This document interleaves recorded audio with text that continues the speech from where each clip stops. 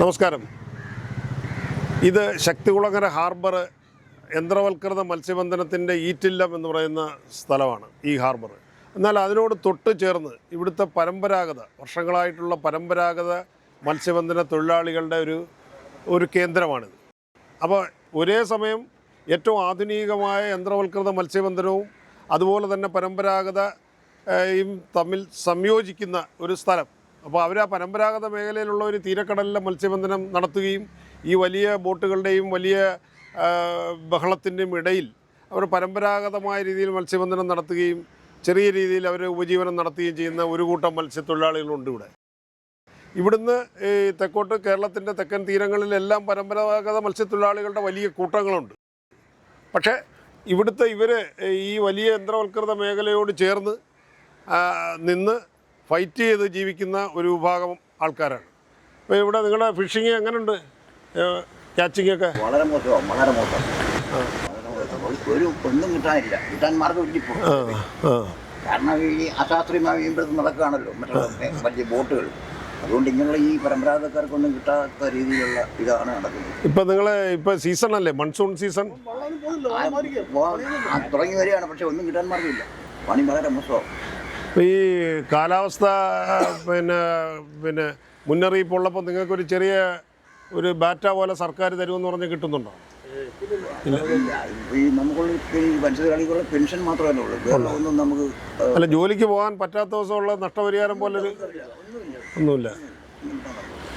പിന്നെ എങ്ങനെയാണ് ഉപജീവനം? വളരെ കഷ്ടമാണ്. കഷ്ടതയിലാണ് കഴിഞ്ഞു കൂടി പോകുന്നത്. ഒരു മാസത്തോളമായി ഈ കിഴക്കോടുള്ള ഗുജറാത്ത് വലി, പിന്നെ ഈ വേളാങ്കണ്ണി വെള്ളം, തമിഴ്നാടിലെ വള്ളക്കാർ, അവന്മാരുടെ ഇവിടുന്ന് ഒഴിവാക്കിയില്ലെങ്കിൽ ഇവിടെയുള്ള പരമ്പരാഗത അന്യ സംസ്ഥാനങ്ങളിൽ നിന്നും നമ്മളുടെ അതിർത്തി കടൽ തീരങ്ങളിൽ നിന്നുമുള്ള അല്ലെങ്കിൽ തമിഴ്നാട്ടിൽ നിന്നുള്ള മത്സ്യത്തൊഴിലാളികൾ ഇവിടെ വന്ന് അവരുടെ വള്ളങ്ങളുമായി തമ്പടിച്ച് അശാസ്ത്രീയമായ മത്സ്യബന്ധനം നടത്തുന്നത് ഇവർക്ക് വളരെ പ്രതികൂലമാണ്. ഇവരുടെ തൊഴിലിനും ഇവരുടെ ഉപജീവനത്തിനും വളരെ പ്രതികൂലമാണ്.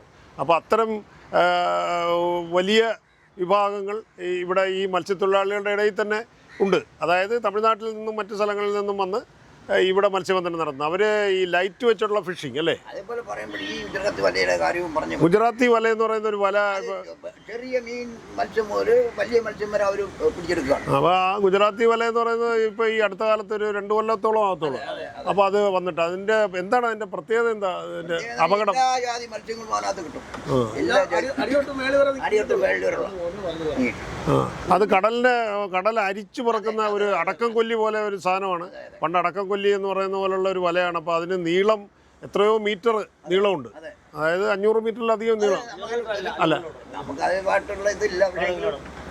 അപ്പോൾ അത് വ്യാപകമായി ഫിഷിംഗ് ബോട്ടുകളിൽ ഉപയോഗിക്കുന്നു. അത് ഏതാണ്ട് 1 കിലോമീറ്റർ അടുപ്പിച്ച് നീളമുള്ള കടലിലെ അടിത്തട്ടും മുകൾ തട്ടും ഒരുപോലെ അരിക്കാൻ കരുത്തുള്ള ഈ ഗുജറാത്തി വല ഇവർക്ക് ഭീഷണിയാണ്. എന്ന് വെച്ചാൽ ഇവർക്ക് തീരക്കടലിൽ പോലും അത്തരം വലകൾ ഉപയോഗിച്ചാൽ പിന്നെ തീരക്കടലിൽ ശൂന്യമാവും. ഇപ്പോൾ തീരക്കടലിൽ തന്നെ മത്സ്യങ്ങൾ കിട്ടാനില്ല. ഒരുപാട് മത്സ്യങ്ങൾ വംശനാശം സംഭവിച്ചിരിക്കുന്നു.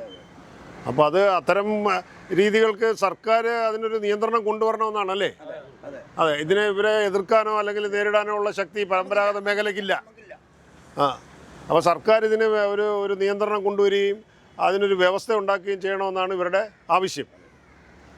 അപ്പോൾ നിങ്ങൾക്ക് ചാകര വരുമെന്നുള്ള പ്രതീക്ഷയുണ്ടോ? പ്രതീക്ഷയുണ്ട്. പക്ഷേ അതിപ്പോൾ നമുക്ക് തുടങ്ങി വരുന്നതല്ലേ ഉള്ളൂ. ഗുജറാത്ത് പോലെ ഇറങ്ങിയ രാജ്യത്ത് പ്രതീക്ഷയുണ്ട്.